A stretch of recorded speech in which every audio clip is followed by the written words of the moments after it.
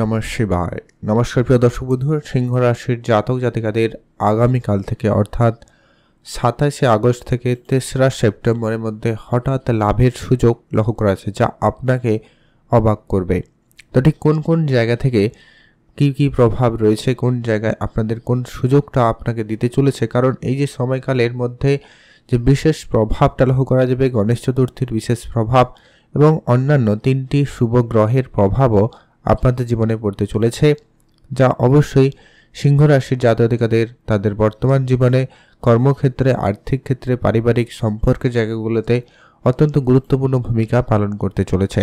তো ঠিক কোন কোন ক্ষেত্রে কোন কোন জায়গায় আপনাকে উন্নতির সুযোগটা দিতে চলেছে, কোন জায়গায় আপনাদের জন্য প্রাপ্তিযোগটা তৈরি করবে, সেটা সম্পর্কে আজকের এই ভিডিওতে ডিটেলসে আলোচনা করব। এই লিমিটেড সময়টা কিন্তু আপনাদের জন্য থাকছে, যা আপনার ভাগ্য বদলে দেওয়ার জন্য যথেষ্ট হতে পারে।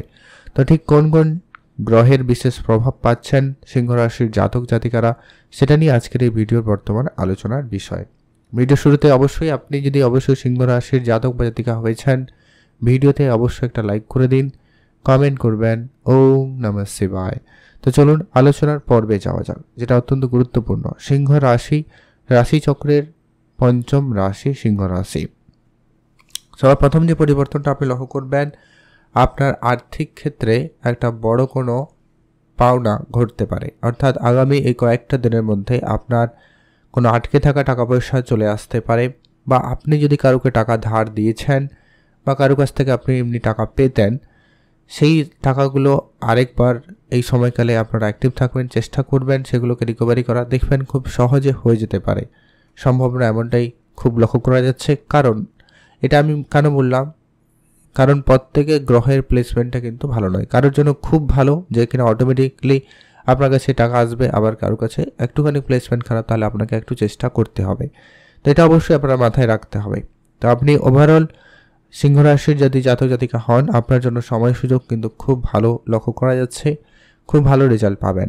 আপনি সামাজিক ক্ষেত্রে একটা ভালো সুনাম প্রাপ্তি করবেন, বা আপনি যে জায়গায় কাজ করেন বা যে জায়গায় রয়েছেন সেখানে আপনার সুফল থাকার সম্ভাবনা অত্যন্ত প্রবলভাবে লক্ষ্য করা যাচ্ছে। যেনারা এর পরবর্তী গুরুত্বপূর্ণ প্রভাব থাকবে, সেটা হচ্ছে আপনাদের কনফিডেন্স এবং সাহসের বৃদ্ধি বা সাহসের পরিচয় আপনি কিন্তু দিতে চলেছেন, বা আপনার সেটা লক্ষ্য করা যাবে। আপনি কাজের জায়গায় যে কোনো বিষয়ে আপনার মতামত বা আপনার যে চিন্তাভাবনা অবশ্যই সবার থেকে ভিন্ন হবে, এবং এই সময়কালে আপনি আপনার সিনিয়র বা বসের মনোযোগ গ্র্যাব করতে পারবেন, অর্থাৎ আপনি আপনার দিকে নিতে পারবেন, এবং আপনার জন্য সময়কাল সেক্ষেত্রে খুব ভালো বলা যেতে পারে। এর পরবর্তী একটা গুরুত্বপূর্ণ প্রভাব, তবে একটা কথা শুরুতেই বলে রাখবো, যে কি আপনার জন্মছকে সূর্যের প্লেসমেন্ট কেমন সেটা জানা জরুরি, সেই সঙ্গে চন্দ্রের প্লেসমেন্ট কেমন, বুধ এবং বৃহস্পতির প্লেসমেন্টটা কেমন দেখে নেবেন।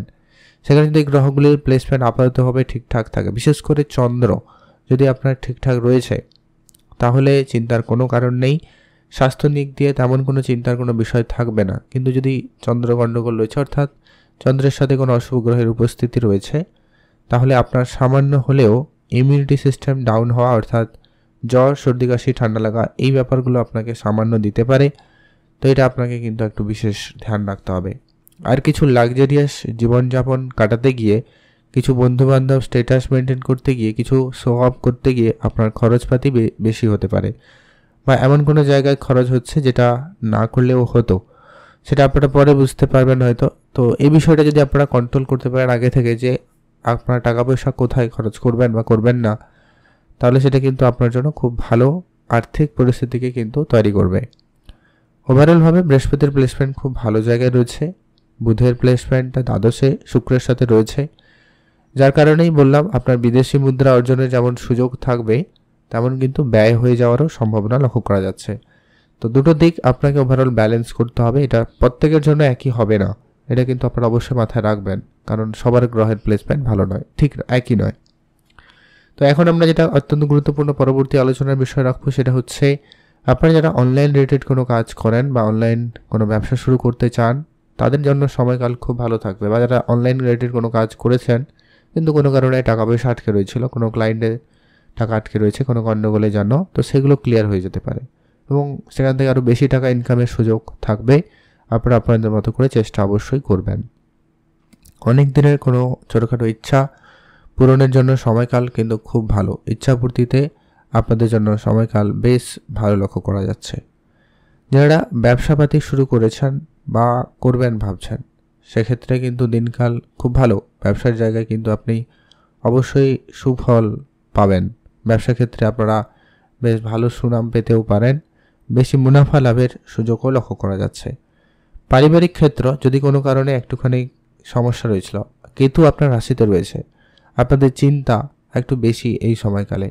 আর দাম্পত্য জায়গায় একটুখানি ভুল বুঝাবুঝি ঝগড়াঝাটি ফেস করছেন সিংহ রাশি জাতকেরা, তো তাদের জন্য বলবো আপনাদের সময়কালে অবশ্যই পরিবর্তন থাকবে। আপনি শুধু নিজেদের মধ্যে বোঝাপড়া ঠিক রাখুন। এটার কারণ হচ্ছে রাহু আপনার সপ্তমে রয়েছে, তার সঙ্গে আবার শনির প্রভাবটাও রয়েছে। তবে এখানে চিন্তার এই কারণ নেই। যদি ছোটোখাটো সমস্যা হয় সেগুলোকে মানিয়ে গুছিয়ে নেওয়ার কথা এই জন্য বললাম। বৃহস্পতির দৃষ্টি রয়েছে আপনার সপ্তমে, যার কারণে কিন্তু আপনাকে আপনার বিবাহিত জীবনে অনেকটা পজিটিভ জায়গা ধরে রাখতে সহায়তা করবে বা পজিটিভ বিষয় কিন্তু ঠিকঠাক রাখবে। বৃহস্পতি এমনিতেই প্লেসমেন্ট হিসেবে খুব ভালো জায়গায় রয়েছে। যারা বিবাহের জন্য কথাবার্তা চলছে, যাদের সম্বন্ধ খুঁজছেন, তাদের সম্বন্ধ হয়ে যেতে পারে। এটার একটা কিন্তু পজিটিভিটি লক্ষ্য করবেন সিংহ রাশির জাতকেরা উদাহরণ। তবে আগামী এই যে কয়েকটা দিন, অর্থাৎ এই যে 27 আগস্ট থেকে 3রা সেপ্টেম্বর, এই সময়কালের মধ্যে কোনো পাকা খবর সুখবর আসতে পারে, প্রমোশনাল কোনো সুখবর আসতে পারে। ভাগ্যের জায়গায় আপনারা কিন্তু সাপোর্ট খুব ভালো পেতে চলেছেন, ভাগ্যে উন্নতি থাকতে পারে। তবে পরিবারে কেউ বয়োজ্যেষ্ঠ থাকলে সেখানে কিন্তু আপনাকে ধ্যান রেখে চলা উচিত, সেখানে কিন্তু সামান্য আপনাকে চিন্তা দিতে পারে। সন্তান থাকলে সেক্ষেত্রে আপনি খুব ভালো সুনাম পাবেন। সন্তান প্রাপ্তির দিক দিয়ে কোনো সুখবর থাকতে পারে বা সন্তানের জন্য আপনারা বেশ প্রশংসিত হবেন, সেই সম্ভাবনাটাও রয়েছে। কোনো বড় ইনভেস্টমেন্ট হতে পারে, কোনো বড় লোন সহজে হয়ে যেতে পারে। যারা কোর্ট কাছারি মামলা মোকদ্দমায় ছিলেন, তাদের আগামী কয়েকদিনের মধ্যে কোনো সুখবর আসতে পারে বা তাদের ফলে আপনাদের কোনো পজিটিভ কোনো রায় হতে পারে, সম্ভাবনা থাকবে। সেখানে কিন্তু আপনাদের দিনকাল ভালো রয়েছে। তাই সিংহ রাশির যারা জাতক বা জাতিকা রয়েছেন, আপনারা অ্যাক্টিভ থাকুন, চোখ কান খোলা রাখবেন, নিজেদের মাইন্ডসেট পজিটিভ রাখবেন। কোনো কিছু যাতে চিন্তাভাবনা যাতে বেশি না হয় সেটাকে প্রতি বিশেষ খেয়াল রাখুন। কারণ কেতু আপনার মনে নানান রকমের বিভ্রান্তি দিতে পারে, নানা রকমের ডিস্ট্রাকশান নিয়ে এসে হাজির করতে পারে। মানে আপনি এক কাজ করতে বসছেন আর এক কাজ নিয়ে ভাবছেন, এরকমটাও হতে পারে। এটার কারণ হচ্ছে কেতু। কয়েকটা উপাচার বলছি, যেগুলো অবশ্যই আপনারা ফলো করবেন, সেখানে কিন্তু ভালো ফল পাবেন। আর আর্থিক দিক দিয়ে তো বললাম সুযোগ রয়েছে, আটকে থাকা ধনসম্পত্তি প্রাপ্তি, উত্তরাধিকারী স্বরূপ কিছু প্রাপ্তি, পিতামাতার কাছ থেকে অর্থ প্রাপ্তি, এগুলো কিন্তু হওয়ার সম্ভাবনা রয়েছে, যা আপনার আর্থিক ক্ষেত্রকে অবশ্যই একটা বড় ধরনের উন্নতি দিতে চলেছে।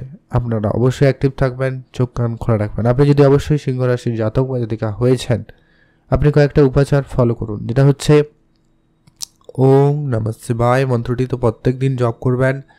এতে কিন্তু রাহু কেতুর প্রভাবটা কিন্তু অনেকটা কন্ট্রোলে থাকবে। পারলে মহাদেবকে জল অর্পণ করে পুজো করবেন, ভালো ফল পাবেন। দ্বিতীয়ত হচ্ছে সূর্যদেবকে জল অর্পণ করবেন, পশু পাখিদের খাবার খাওয়াবেন, কিছু গরিব এবং দূরস্থ লোকেদের অন্ন দিয়ে সহায়তা করতে পারেন, তাহলে কিন্তু অনেকটা বেটার রেজাল্ট আপনারা আশা করবেন।